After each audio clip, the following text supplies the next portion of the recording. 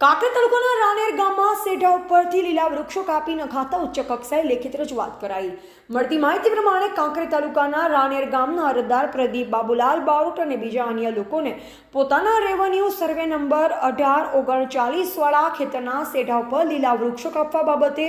બોલાચાલી થઈ હતી, જેમાં ગત તારીખ 15/8/2024ના રોજ ખેતરમાં કામ કરતા હતા ત્યારે ઠાકોર પ્રધાનજી ધર્માજી,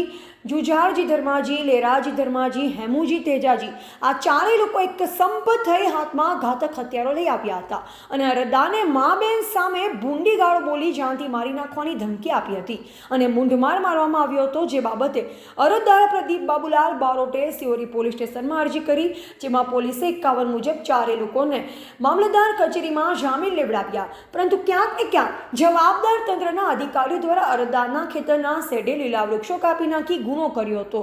જે અંગે કોઈપણ પ્રકારની કાર્યવાહી કરવામાં ન આવતા અરજદારે બનાસકાંઠા જિલ્લા પોલીસ વડા અને ગૃહમંત્રી હર્ષ સંઘવીને લેખિત રજૂઆત કરવામાં આવતા ભારે ચર્ચાનો વિષય બન્યો છે। જો કે આ બનાવ અંગે આ સ્થળ પર લીલા વૃક્ષો કાપી નાખતા ફોટો વિડીયો અરજદારે જાતે જ પોતાના મોબાઈલ ફોન પર કેમેરામાં રેકોર્ડ કર્યા હતા, ત્યારે હવે આ અંગે અરજદારને દબાવવા માટે પ્રયાસો કરવામાં આવી રહ્યા હોવાનું જણાવ્યું હતું અને હવે સામાવાળા લોકો માથાભારે અને જનૂની સ્વભાવના વ્યક્તિ હોવાથી અરજદારને ઝડપી ન્યાય મળે તેવા ઉમદા પ્રયત્ન તંત્રના અધિકારીઓ દ્વારા કરવામાં આવે તેવી આશા સાથે અરજદારે બનાસકાંઠા જિલ્લાના પોલીસ વડા અને ગુજરાત સરકારના ગૃહમંત્રી હર્ષ સંઘવીને લેખિત રજૂઆત કરાઈ છે। ત્યારે હવે ઉપરોક્ત વિષય અનુસંધાને તંત્ર દ્વારા કેવી કાર્યવાહી કરવામાં આવશે તે જોવું રહ્યું। રિપોર્ટર ઇન્દ્રસિંહ વાઘેલા, કાંકરેજ। હું બારોટ પ્રદીપ કુમાર બાબુલાલ, ગામ રાનેર। મારા વૃક્ષો પાડોશીએ પાડી નાખેલા હતા, તેની અરજી મેં 16 તારીખે મામલતદારમાં, પોલીસ સ્ટેશનમાં અને